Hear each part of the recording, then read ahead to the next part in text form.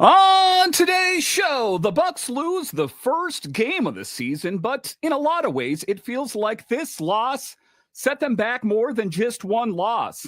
Can they rally without some key players? I'll discuss next on this edition of the Bucs Report. Let's get it!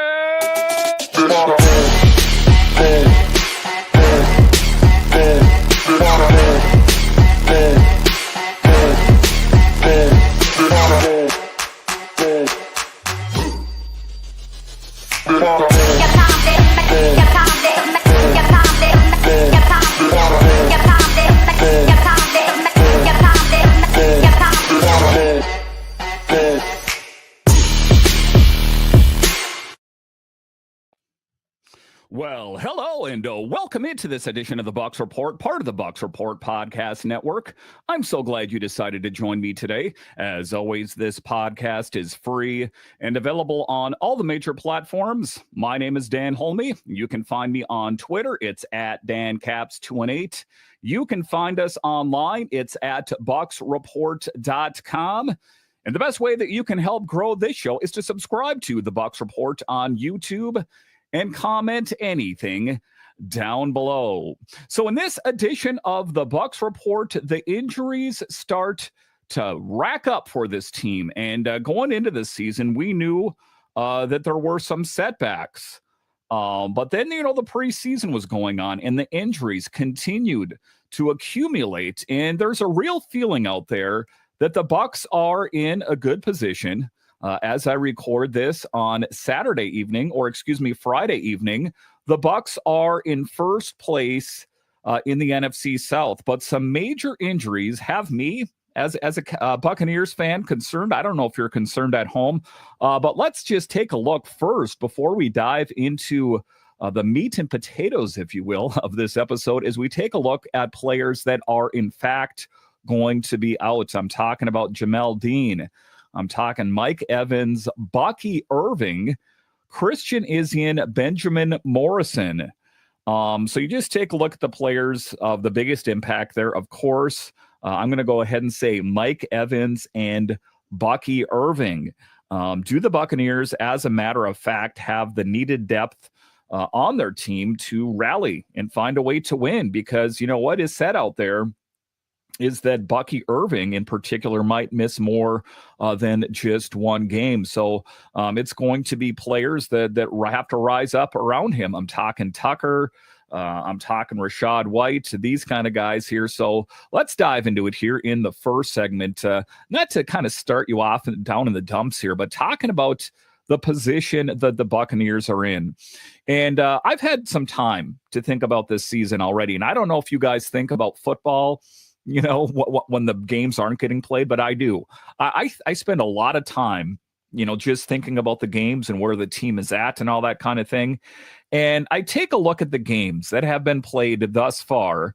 And I think to myself, wow, they found a way to come from behind. You take a look at the Bucs versus the Falcons, 23-20, some late game heroics.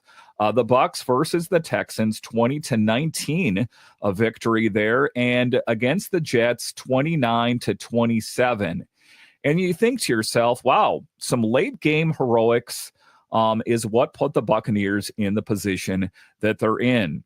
And to that extent, I'm going to go ahead and say that's true. That's a good thing that they were able to dig deep and find a way to win these games. But what has really been kind of drawn into focus for me is that when the Bucs played the Eagles here as in the most recent game, a 31-25 loss.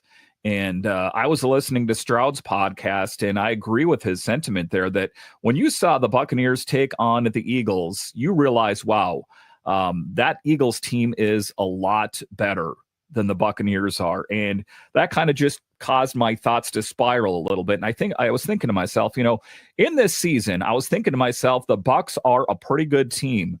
At one point there, they were 3-0 on the season, but then in a lot of ways, I'm like, those games were just kind of coin flips. You think about that big pass to Egbuka there and say he didn't make that catch. The Bucs could have lost that game.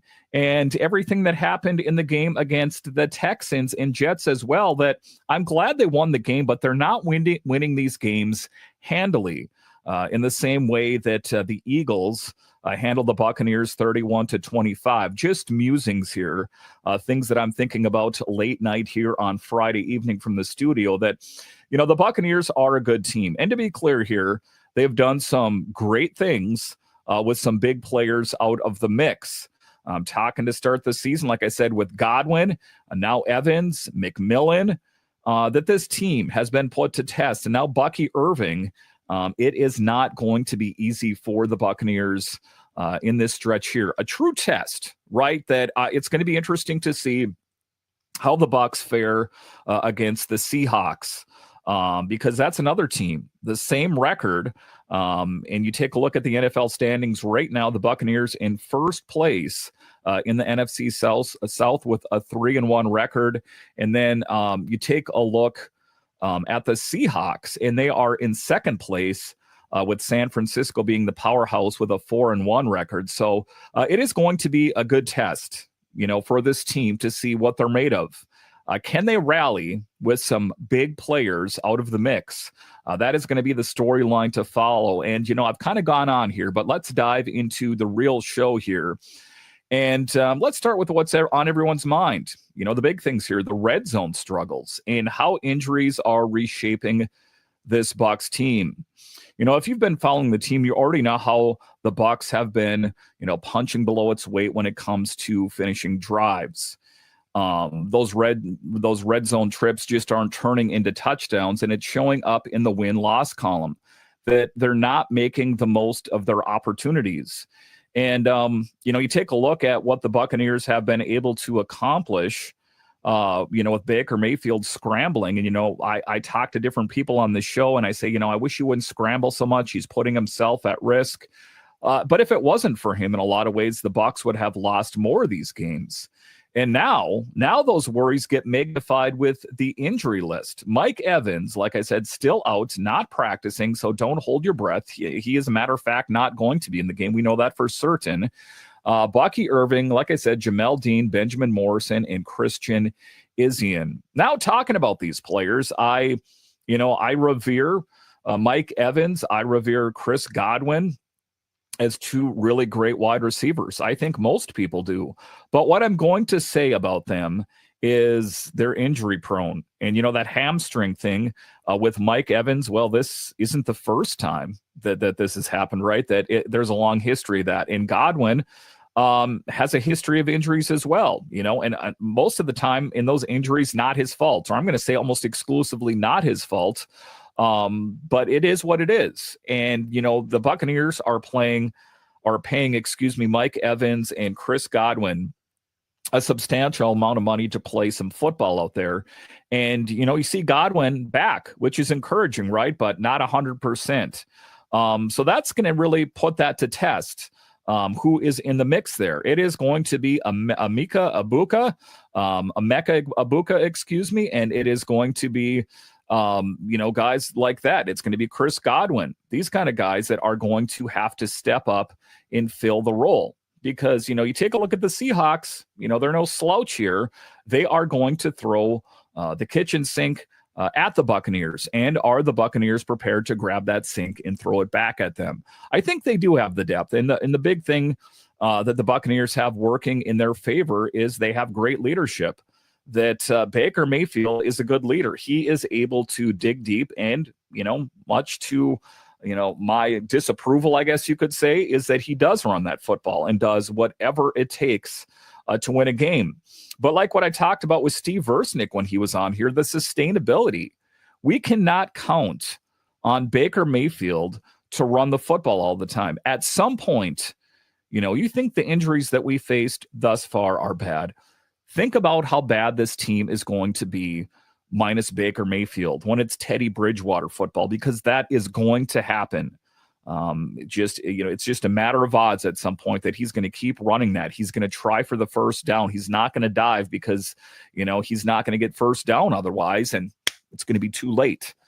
So, a lot of high hopes going into this season, and I still do. It's just things that have me worried. In the injuries, the most injuries that I have seen on this team in quite some time. So things to circle and to consider. But when you take a look at this group, they cannot afford to lose playmakers, especially in the red zone. Without Evans, you lose your jump ball guy or go to when things get tight. Bucky Irving's a home run threat, and missing him really takes some electricity out of the backfield. Because let's be honest here, folks, it was Rachaad White's job for the taking. He was running back number one, and then Bucky Irving came and supplanted him. He was that much better. So now, you take a look at Rachaad White. I don't want to say that he's happy that Bucky Irving's injured. I think that is not true at all, as a matter of fact, but it's going to be an excellent opportunity to show what he has in the tank, maybe to solidify his spot in the organization, to say, I had a little bit of bumps in the road there, but I am the guy that you thought I was. And as far as Tucker is concerned, I've talked about with different guests on here as well, he would be a starter on any other team in the NFL. He just is in the position that he's in. He's on the Buccaneers, who are pretty loaded in the running back position. But when you take a look at it, concerning, right, that things are going well right now, but things could fall apart in a hurry if these injured players do not make their way back. Let's hope for a big win against the Seahawks. All right, so coming up here after the break, we'll talk about the run game reality check. I'll break it all down straight ahead.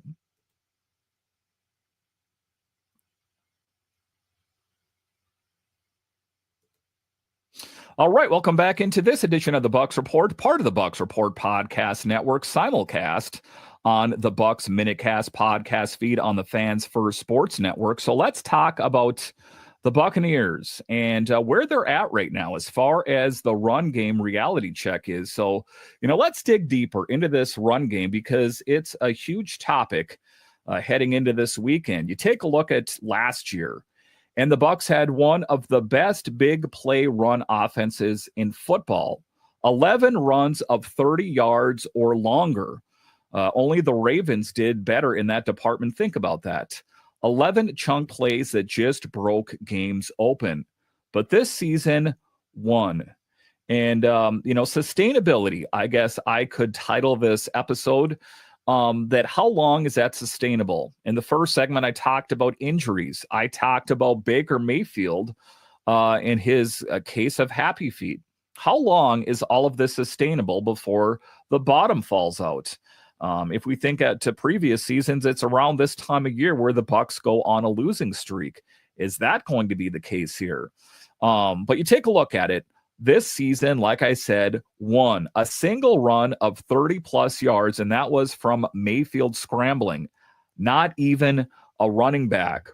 So I have sung the praises of the running backs, and I've also sung the praises of the wide receivers on this team, but it seems like when they need the sure thing as far as offense is concerned, well, that is Baker Mayfield that is kind of taking this team on his back and carrying them across the finish line, because this is a big problem, especially with Bucky Irving out.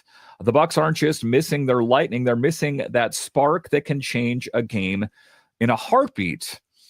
And like I said, Rachaad White, I'm not trying to speak disparagingly of him. I think that he has talent. However, I don't think that he is as good as Bucky Irving. And of course, the Buccaneers believe that as well. But Rachaad White has the volume, but the long runs haven't showed up. And Sean Tucker, I'm excited. If there's something to be excited about, I'm excited about him getting more reps. But Sean Tucker, though, keep your eyes on him, even if his touches are limited. Last year, Tucker hit on 2 of those big plays, same as White, and on much fewer carries. And you take a look at it. I've talked to quite a few people that watched the last game, and they talked to me about, wow, this Buccaneers team seems to be falling apart. And I'm like, yeah, well, it's injuries, guys. There's a lot of injuries. And they're like, yeah, we're all injured. And that's true. I'm not saying that the Buccaneers are in a unique position being injured. I am saying, however, that when this team, is fully healthy, and for this team to be 100%, we're talking after the bye week. I'm talking Jalen McMillan, these kind of players. And, to consider there may be newer injuries as well. So to think that this team, is going to ever be at 100% this season, I think, I just don't think it's possible. But if Tampa is going to keep that streak alive, 100 plus rushing yards as a team in a tough Seattle environment, it'll have to be by committee. And someone unexpected might have to break one. And I just have a hunch that this game is going to be closer than we think. I am looking into my crystal ball. Look into it with me here. I do see the Buccaneers winning this game. And some people might say, Dan, have you had too much to drink tonight? And I'm going to answer that by saying I had one beer. But I think they're going to be able to. I think it's going to be a close game. I don't like predicting, final scores because that just really seems pointless. That's kind of throwing it at the dartboard there. But I do think that the Buccaneers find a way to dig deep and win this game. And I also think that it is still going to be on the back of primarily Baker Mayfield. But I do expect to see a hungry Rachaad White. I expect to see a hungry Tucker as well, right? That I think that these guys understand the gravity of the situation. And another name to watch as well is undrafted rookie Josh Williams. He won't see a ton of offensive snaps, but he's made the roster on the strength of his special teams play. He should be busy there Sunday, so watch for a hustle play or two. Sometimes those make the difference in a close physical game. And it's going to be a close game. Like I said, I don't think that this is going to be a game that is handily won, but I do see the Buccaneers being victorious. Could I be wrong? Of course I could be. It's just kind of a hunch, a premonition. So with the run game hobbling, all the focus shifts to who steps up. Does White get loose? Does Tucker hit a seam? Or is it up to Mayfield once again to get creative?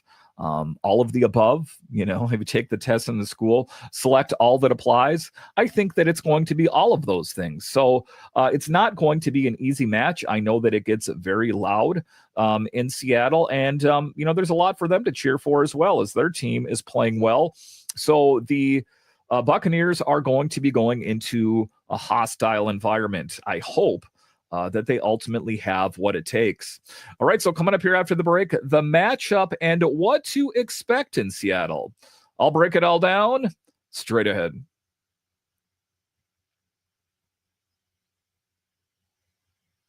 All right, welcome back into this edition of the Bucs Report podcast, part of the Bucs Report podcast network, simulcast on the Bucs Minicast podcast feed. So a lot at stake here. I don't think that the Buccaneers want to lose any momentum, right? I think that, they did lose a game, right? So it kind of maybe stunted that whole growth a little bit, stymied their progress. But I think that the Buccaneers are a resilient team. I think they have what it takes to dig deep and pick up a dub. So let's set up the Bucs Seahawks matchup, and it's a tough physical test in one of the NFL's most hostile environments.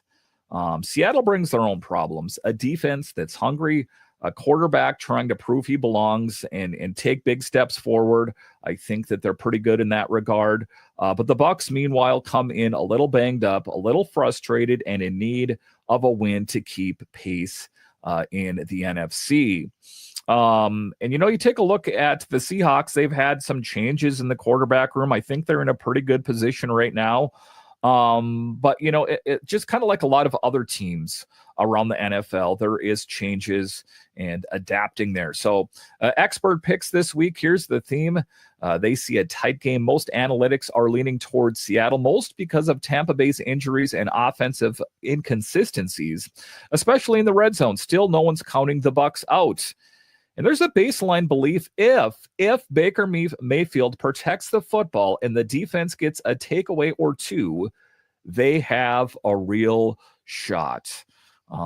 So yeah, I'm in that boat. I am glass half full in this case, and I'm generally not. I am generally quite pessimistic, but I see them getting it done. But what the Bucs need above all is execution. Like I talked about earlier in the show, turn red zone trips into touchdowns, limit penalties, and tackle in the open field. All cliches, sure, but all are true, especially on the road. And don't sleep on special teams. A block punt, a long return, or just flipping the field with smart coverage could be the difference. And we saw that. Special teams. That is something to drill down on a future podcast as well. But the struggles in the last game, and is the special teams coach, is he under fire? He should be. I know that the punter in the last game, that the Eagles ran it back there, but is that the special teams coordinator? Is that his job? Well, yeah, it is kind of, but also that he was quite slow in kicking it as well. But so what should the fans look for on Sunday? Here's the wrap. Missing starters mean faces in key spots. The run game struggling for big plays will be under the microscope. If things break, a big play, a key stop, a little Mayfield magic, Tampa can absolutely leave Seattle with a win. And I do think that's the case. I just think that they are going to have to dig deep to get it done. And just kind of hope, in a lot of ways that they have what it takes. It is going to be a true test for this team. That much I know for sure. But I think that they're in a good spot, despite the fact that they have faced a lot of injuries, that they can, in fact, dig deep. But this team, like I said, they are going to have to make the most of their opportunities. If it's coming to an extra point, if it's coming to a field goal, or if it's going for 2 points. I think that, to a certain extent, the Buccaneers need to be a bit more aggressive in that regard, to really put the boot down on the opponent's throat and apply a little bit of pressure, and to just kind of lay it all out there. Because in the games that I've seen thus far, like I said, I'm glad, that they won the first 3 games, the late game heroics and all that, but it shouldn't have to come to that. And, like I talked about with different guests on this show, in this season already, is it's not sustainable. At some point, the rubber is going to meet the road, for this team that, you got lucky here or there. But when you play, a bit more of a formidable opponent in the form of the Eagles, or let's say the Seahawks, they are going to expose your weaknesses. You're not going to be able to get away with those kind of things. So, big picture, looking at this team, I guess what I would say is I hope that, of course, Mike Evans comes back sooner than later, because make no mistake about it, that you do have your Sterling Shepherds in there. You have your Emeka Egbuka, who's been absolutely, a game changer for the most part for the Bucs this year. But Mike Evans is the guy for me that stirs the drink at the wide receiver position. Godwin is too, but, getting both of those players healthy at the right time, it just doesn't seem to happen too often anymore. It's been quite a while since we have seen Evans and Godwin healthy at the same time. But, bigger pieces are starting to come in. And, the ability of this team to adapt, I guess, is one of their saving graces. You take a look at Graham Barton, and when he and Bredesen and Michael Jordan, and they had to move around positions there in the absence of Tristan Wirfs. And that's what I'm talking about. That wasn't something that the Buccaneers just tried on a whim. Those players had a history there, but, a tip of the hat goes out to Todd Bowles and his staff for being able to pull those kind of things off. Because, when you start pulling guys in from the practice squad, or, if you want to even talk about Chase McLaughlin here for special teams kind of assignments, that you need the guys in place. And it would have been easy for the Buccaneers to just, pull the release lever on Chase McLaughlin because he had one bad game. But what did he do in the last game? Set a record for field goal distance outside. So, it's one of the things, and it's a tough thing. Certain positions are like that, the Buccaneers have good depth at a lot of positions and not so much at other ones. And, I'm glad that Chase McLaughlin was able to find his way, to dig deep and have a return to form, because if he didn't, then you're scrambling. And then there is, kind of fear around the organization. Are they floundering? Are they flailing? But not the case. So to put a bow on this show, as we go into the game on Sunday against Seattle, it's not going to be easy, nor should it be. As I've always said, I want to see the team that I like put through its paces. I don't want any easy give-me's, if you will. So the Buccaneers are going to have to dig deep, but I think that they will rise above. I think that you are going to see a good run game in Rachaad White and Tucker, those kind of players. And also, if Baker can air out a couple balls to, Emeka out there, or say Godwin could take some more steps forward, then I think the Buccaneers are going to be in a good position. I guess we'll know sooner than later. Listen, I want to thank you for joining me on this edition of the Bucs Report podcast, part of the Bucs Report podcast network, simulcast on the Bucs Minicast podcast feed. And I'll talk to you again next time.